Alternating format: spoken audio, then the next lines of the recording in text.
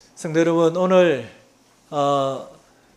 말씀 묵상을 한 주간 하고 또 다른 한편에서는 요즘 기도라는 부분을 이런저런 책들을 또 여러 가지 설교집을 통해서 살펴보고 있는 중이었습니다. 왜 제가 기도라는 내용을 이렇게 조금 요즘에 그런 관련된 자료들이나 그런 것들을 살폈냐 하면, 우리가 기도에 대해서 무감각해지면 믿음이 자라지 않습니다. 또한 기도에 대해서 잘못 알고 마치 이단들의 또 주술객들의 주문처럼 생각하면 그것도 위험합니다. 그런데 또한 위험한 부분은, 목사가 목회하는 데에 대부분은 신방 시간을 차지하는데 그 신방의 많은 내용은 병을 치료하고 아픔이 회복되고 여러 가지 어려움이 해결되는 그런 신방을 합니다. 그런데 성도 여러분, 그런 신방을 하면서도 목사에게는 한 가지 염려가 있습니다. 그것은 바로 이것이 성도들에게 모두 다라고 생각하면 그것은 아주 위험하게 됩니다. 즉, 목사가, 이거는 제 간증이기도 하지만, 어제 오후에 비가 왔는데 저는 제 혼자 제가 오늘 새벽에 기도해서 비가 왔다라고 그렇게 생각했습니다. 왜냐하면 그렇게 기도했으니까요. 그런데 이게 마치 우리 신앙이 틀이 되어져 버리면, 기도 응답 받는 것이 우리 신앙의 중심 자리를 이루어버리면 신앙은 거기에 머물기가 참 쉽습니다. 기적의 역사를 우리가 많이 보면 믿음이 훌쩍 자랄 것 같은데 성경에는 거기에 머물지 않습니다. 그래서 오늘 설교 제목을 기도를 넘어 십자가로, 기적을 넘어 십자가라는 제목으로 말씀을 전하고자 합니다. 그래서 본문이 조금은 갑작스럽게 본문이 바뀌었습니다. 주보에 대한 내용도 사실은 비유 설교를 계속 해오고 있었는데 그 설교를 요약한 내용이 넘겨졌습니다. 제가 이럴 경우가 가끔씩 없잖아 있습니다. 그런데 이것도 하나님이 주시는 마음이라 여기고 같이 함께 말씀의 은혜를 누리면 좋겠다 싶습니다. 좀 전에 제가 말씀드린 대로 우리는 자주 기도하는 기도 제목이 하나님께서 내 병 고쳐 주옵소서, 하나님이 우리 집안을 도와주십시오, 그리고 기도했던 일이 잘 됐습니다, 그 문제가 해결됐습니다, 이런 소리를 목사가 들으면 참 기분이 좋습니다. 왜냐하면 그 기도했던 내용이 마치 하나님의 응답을 받았다고 확신하기 때문에 참 기분이 좋습니다. 말씀드린 대로 비를 달라고 기도했는데 갑작스럽게 비가 억수같이 내리고 고제 지역에만 비가 내렸다고 하니 목사로서는 마음이 조금 어제 오후에 붕 떴습니다. 한편으로 목사가 비 한 번 왔다고 그렇게 마음이 그럴 거는 아니지만, 저는 기도 응답이라고 생각하니 이 비가 너무 반가웠던 겁니다. 성도 여러분, 그렇지만 참 이것은 분명 은혜입니다. 하나님의 도우심입니다. 우리가 주님께 나아가 구할 때에 응답하시는 하나님을 바라보고, 살아계신 하나님을 바라보고 역사해 줄 것을 기대하며 나아가는 것은 지극히 당연합니다. 그런데 여러분, 우리의 믿음이 거기에 멈춰져 버리면 안 된다는 겁니다. 저는 이걸 기도 속에, 기도라는 영역의 내용들을 살피면서 그 은혜를 누리면 좋겠다 싶습니다. 제가 한번 다른 질문을 해보겠습니다. 병이 낫지 않으면 그 사람의 기도의 능력이 없는 겁니까? 믿음이 없는 겁니까? 기도해도 형편이 나아지지 않는다면, 그 문제가 해결되지 않으면 그분의 믿음이 약한 겁니까? 안 그러면 생기도가 아니어서 그렇습니까? 반대로 형통한 사람, 뭔가 잘 되는 사람, 믿음이 좋아서 잘 되는 겁니까? 아닙니다. 믿음은 기적의 유무로 판단되지 않습니다. 믿음은 기적을 넘어 십자가를 향하는 여정입니다. 여러분, 기적을 경험하는 것은 한편으로 신앙생활 오래 하신 분들은 예전에는 내가 신앙 초창기 때는 그런 기적들을 많이 맛보았는데 요즘에는 기도 응답이 잘 안 되네, 이렇게 말하는 분들도 있습니다. 여러분, 그게 믿음이 약해서도 아니고 그게 다른 것도 아니고 신앙이 더 깊은 곳으로 들어가는 과정입니다. 이렇게 생각하면 딱 옳습니다. 저도 그런 고민을 했거든요. 아니, 예전에 막 청년 때에 그 새벽 기도에서 그렇게 기도할 때에 그 새벽 기도 마치고 집에 돌아가는 길에 그런 은혜를 맛본 적도 있습니다. 제가 그렇게 우리 시골에, 우리 마을에 교회가 들어와 달라고 기도했는데, 제가 학습을 받았던 그 너머에 있는 동네가 이사를 해가지고 우리 집, 저희 시골집 바로 뒤에 교회가 옮겨졌습니다. 저는 기도 응답이라고, 제가 어머니 아버지가 교회 나가기를 간절히 기도하는데 교회가 없다는 이유로 늘 그 이유를 댔거든요. 그래서 저는 교회를, 우리 마을에 교회를 세워달라고. 그런데 기도하고 기도했는데 그 기도의 역사가 일어난 겁니다. 그런데 또 신앙생활을 우리가 오래 하다 보면 그 기적이 잘 드러나지 않고, 그러면 내 믿음이 약해진 건가? 또 그렇지는 않은 것 같은데, 이런 기적들이 우리에게 때로는 하나님의 살아계심을 보여주는 것이기도 하면서 때로는 그 기적이 우상이 되기도 한다는 겁니다. 그래서 하나님은 어느 정도 믿음이 깊어지면 그 선을 넘게 만듭니다. 오늘은 그 내용에 대해서 살펴보고자 합니다. 우리 질문 앞에 오늘 본문에서 마태복음 16장 15절에는 예수님이 제자들에게 질문합니다. 너는 나를 누구라 하느냐? 주님이 지금 이곳에 계십니다. 그리고 주님이 여러분에게 누구누구 집사, 너는 나를 누구라 해? 우리 아이들에게, 아이들아, 예수님은 누구라고 생각해? 이렇게 물으면 우리가 무슨 대답을 하겠습니까? 오늘 본문에 나와 있는 이 질문을 지금 나에게 질문한다면 나는 무엇을 어떻게 대답할 것인가? 그리고 나는 지금 어디쯤에 멈춰서 있는가? 그것에 대해서 살펴보고자 합니다.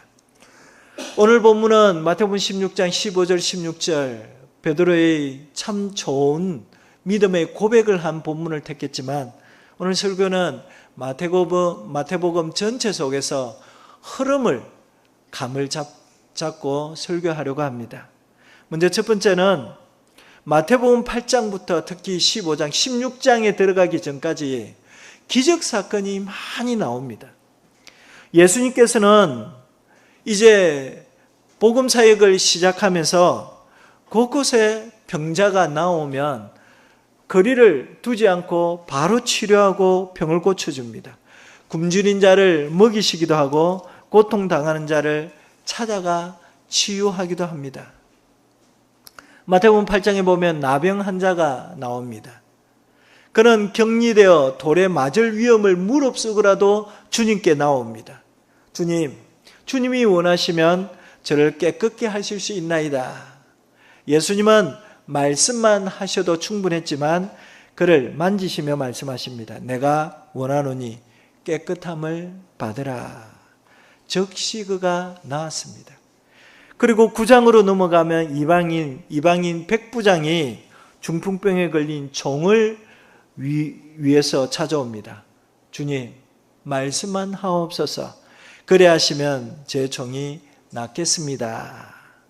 예수님은 그의 믿음을 칭찬하시고 말씀만으로 고쳐주십니다. 그리고 그 뒤에는 혈류증 여인도 12년간 묵은 병, 그 병을 고쳐주십니다. 그리고 그 뒤에는 회당장 야이로의 딸이 죽었을 때 예수님은 손을 잡고 말씀하십니다. 달리다고 소녀야 일어나라 라고 외치니 그 아이가, 죽은 아이가 일어납니다. 맹인이 보게 되는 일도 있었고 앞을 보지 못하는 벙어리가 말을 하게 되는 경우도 있고 기근의 굶주린 속에 5,000명이 동시에 작은 오병이어를 가지고 5,000명이 먹는 기적의 역사도 있었습니다. 그래서 마태복음 9장 35절에 이렇게 증언합니다. 예수께서 모든 도시와 마을에 두루 다니시며 모든 병과 모든 약한 것들을 고치시니라. 예수님의 기적은 아무 차별 없이 다 사람들을, 주님께 나오는 이들을 다 치료하고 고쳐주십니다. 그런데 우리는 여기서 질문 하나를 던져야 할 것입니다. 모든 병이 나으면 믿음이 좋아지는가? 기적이 일어나야 하나님의 사랑을 받은 자인가? 하나님이 들으셨다라고 확신할 수 있는가? 이 질문 앞에 우리가 아마도 그렇다라고 말하기는 어려울 줄 압니다. 그렇다면 또 오늘날 병이 낫지 않는 사람들은 믿음이 부족한 탓입니까? 기도가 부족해서입니까? 회개가 덜 되었기 때문에 그렇습니까? 성도 여러분, 한국 교회가 1970년대에 크게 성장했습니다. 그때 기도원 운동이 일어나고 또 치유 사역들이 활발하게 일어났었습니다. 그때에 이제 병이 안 나으니 더 기도하세요. 더 세게 기도하세요. 더 회개하세요. 그래야 병이 낫습니다. 라는 그런 기도원 운동이 있었습니다. 그런데 정말 그렇습니까? 성경은 그렇지 않다고 말합니다. 예를 들면 사도 바울입니다. 바울은 사람들의 병을 고치기도 했지만 정작 자기 자신은 사단의 가시라고, 그것 때문에 그는 늘 병의 고통을 받아야 했습니다. 3번이나 간절히 기도했지만 주님은 이렇게 말씀하셨습니다. 고린도후서 12장 9절에 내 은혜가 내게 족하도다. 이는 내 능력이 약한 데서 온전하여짐이라. 아멘. 여러분, 이게 뭘 말합니까? 사도 바울이 믿음이 약해서 간절히 기도했음에도 기도 응답을 받지 못했습니까? 아니면 사도 바울이 뭔가 죄를 숨기고 있어서 이 기적을 맛보지 못했습니까? 그렇지 않습니다. 주님은 사도 바울을 통해서 연약함 속에 머무는 하나님의 능력을 드러내시고자 했던 것입니다. 우리의 뜻이 아니라 주님께서 사도 바울을 통해 일하실 것을 드러내시기 위해서 병을 고치지 않은 겁니다. 낫지 않아도, 응답되지 않아도 사도 바울은 그 십자가를 끝까지 붙들었습니다. 여러분, 이게 믿음입니다. 아멘이십니까? 아멘입니다. 그러므로 기억하십시오. 형통이 곧 복이 아닙니다. 병 낫는 것이 곧 믿음의 증거도 아닙니다. 하나님은 오늘도 기적을 베푸시지만 우리의 믿음은 그것 때문에, 그 기적 사건 때문에 믿음이 자라는 게 아니고 바로 그 주님이 우리 안에서 일하시고 역사하시는 그 은혜 때문에 믿음이 자라고 우리에게 놀라운 역사가 일어나는 겁니다. 그래서 우리 기도 제목은 많은 부분이 거기에 국한되어 있습니다. 하나님, 내 이가 아픈데 이거 치료해 주세요. 하나님, 내 아들 이 문제가 있는데 이 문제 해결해 주십시오. 그런데 그 문제들만 기도하다가 그 일이 내 뜻대로 이루어지지 않으면 우리는 차츰 믿음이 약해지고 교회를 떠나게 됩니다. 그러면서 하는 말은 예수 믿어도 소용없다라고 그렇게 말하기도 합니다. 성도 여러분, 그래서 기적을 넘어 십자가를 가야 됩니다. 주님은 마태복음 8장부터 15장까지 수많은 기적 사건을 일으켰습니다. 병자를 치유하고 오병이어의 기적 사건을 일으키고 얼마나 놀랍고 정말 놀라운 기적입니까? 그러나 마태복음 16장부터는 확 상황이 바뀌어집니다. 마태복음 16장 우리의 오늘 읽은 본문에서는 너희는 나를 누구라 하느냐라는 이 질문에 베드로가 대답합니다. 주는 그리스도시요 살아계신 하나님의 아들이시니이다 라고 고백합니다. 이 고백은 정말 좋은 완전한 신앙 고백입니다. 그런데 주님은 곧 이어서 말합니다. 그 뒤에 보면 나는 고난을 받고 죽임을 당하고 3일 만에 살아날 것이다. 예수님의 뒤에 십자가와 부활을 이야기하니 베드로가 어떻게 반응하죠? 주여, 그리 마옵소서.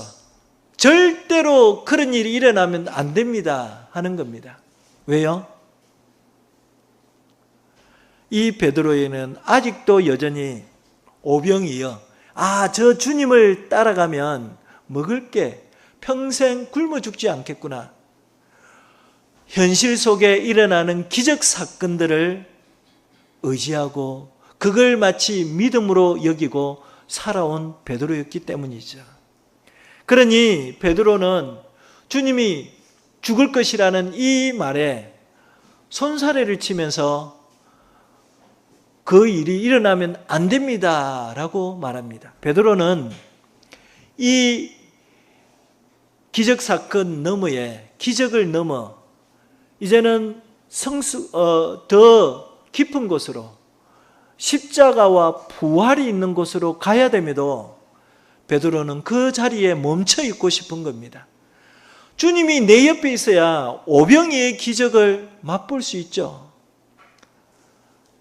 사람들이 내게 기도하러 오면 주님이 그 기도를 응답해 주시면 치료해 주시고 그 능력으로 나도 또한 높은 자리에 앉을 수 있지 않습니까?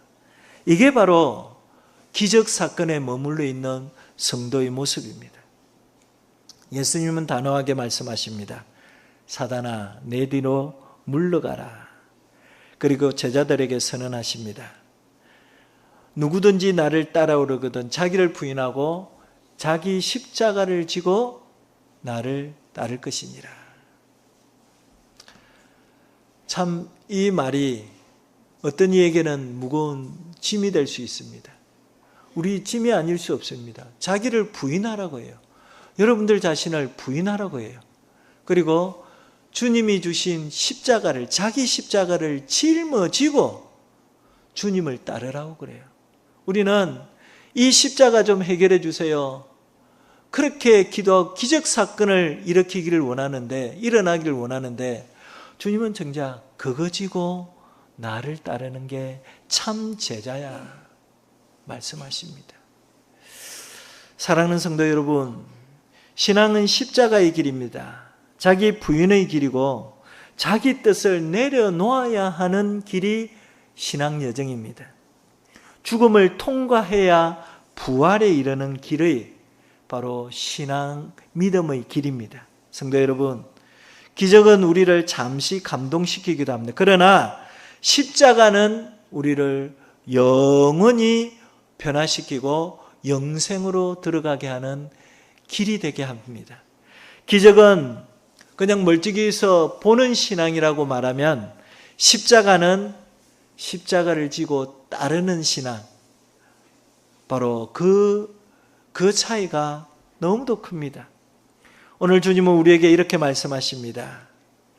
기적을 보는 자가 아니라 십자가를 지는 자가 참 내 제자다라고 말씀하십니다. 주님은 관객석을 채우려 하지 않으십니다. 주님은 좁은 길, 고난의 길을 함께 걸어갈 참된 제자를 찾고 계시다는 사실을 믿으시고 우리의 삶에 주 안에서 살아가는 자의 참된 기쁨과 기적을 넘어 십자가와 부활의 능력을 드러내는 복된 성도들 되시기를 간절히 축원드립니다. 여러분, 우리는 앞에 순서에서 사도신경을 고백했습니다. 이 사도신경은 우리가 나의 믿음이 이것입니다 라는 고백하는 고백의 중심입니다. 그런데요, 거기에는 병 고쳐달라는 내용도 없고 오병이어 사건을 일으켜달라는 내용도 없고 바다 위를 걷는 기적도 이 사도신경 고백 속에 없습니다. 그 대신에 본디오 빌라도에게 고난을 받으사 십자가에 못 박혀 죽으시고 장사 지낸 지 사흘 만에 죽은 자 가운데서 다시 살아나셨다. 이런 내용만 사도신경 속에 있습니다. 그렇잖아요? 사도신경은 복음의 중심을 정확하게 찌르고 있습니다. 그 중심은 복음 안에 사는 자의 중심에는 십자가와 부활입니다. 십자가와 부활입니다. 성도 여러분,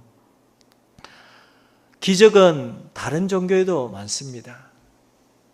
그러나 죄인을 위해서 하나님이 사람이 되시고 죽으시고 부활하신 이 사건은 오직 예수 그리스도밖에 없습니다. 그분이 십자가에서 우리를 대신하여 죽으셨고 부활로 우리를 영원한 생명에 이르게 하셨습니다. 이것이 진짜 복음이고 이 복음을 믿고 살아가는 사람들이 바로 우리입니다. 말씀을 맺습니다. 사랑하는 성도 여러분, 하나님은 오늘도 병을 고치십니다. 상황을 바꾸십니다. 문제를 해결하십니다. 여러분, 그것을 기도 제목에 담지 말라는 말이 아닙니다. 목사도 그 사역을 거의 대부분 목회 사역은 그 사역들입니다. 하나님, 우리 성도 어떤 문제가 있는데 해결해 달라고, 하나님 그 병 치료해 달라고, 하나님 교회 안에 교회가 넘어야 될 산이 이 산인데 이 산을 넘도록 해달라고 기도합니다. 그러나 오늘 말씀처럼 저는 거기에 머무지 않으려고 합니다. 그 너머에 십자가와 부활을 보는 신앙으로 자라가도록 기도해야 합니다. 하나님, 혹 치료되지 않더라도 하나님 그 안에 십자가와 부활, 예수 그리스도의 힘이 드러나게 하옵소서. 그렇게 기도합니다. 기적을 넘어 십자가로 우리는 가야 합니다. 병이 나았기 때문에 나아서 예수 믿는 게 아니고 예수님을 영접하니 그 은혜로 살다 보니 그 문제들이 자연스럽게 해결되고 치유되더라는 겁니다. 성도 여러분, 기적은 우리를 일으킬 수 있지만 그러나 십자가는 우리를 영원히 살게 하는 길로 인도합니다. 오늘 이 시간 주님의 질문을 기억하십시오. 오늘 본문에 너는 나를 누구라 하느냐, 이 질문 앞에 예수를 단순히 내 문제의 해결사로 보지 마시고 예수님이 이 마태복음 16장에 그 진실된 신앙 고백, 베드로의 이 고백 위에 내 교회를 세우겠다라고 말씀하시잖아요. 바로 그 교회 안에 들어있는 우리의 믿음의 고백이 그냥 기적 사건만을 두고 있어야 될 이들이 아니라 그 기적 너머에 십자가와 부활을 부활을 머금고 살아가는 성도여야 된다는 것을 말씀해 주고 있습니다. 오늘도 우리 입술에 이 고백이 있기를 원합니다. 주님, 기적보다 그 놀라운 은혜보다 주님을 만나게 하시고 주님의 십자가와 부활 안에 머물게 하옵소서. 이것이 우리 안에 놀라운 기적의 기도입니다. 이 고백으로 살아가는 주님의 참된 정인들이 되어서 우리의 삶을 통해서 하나님이 일하시는 은혜가 함께 하시기를 간절히 축원드립니다. 아멘.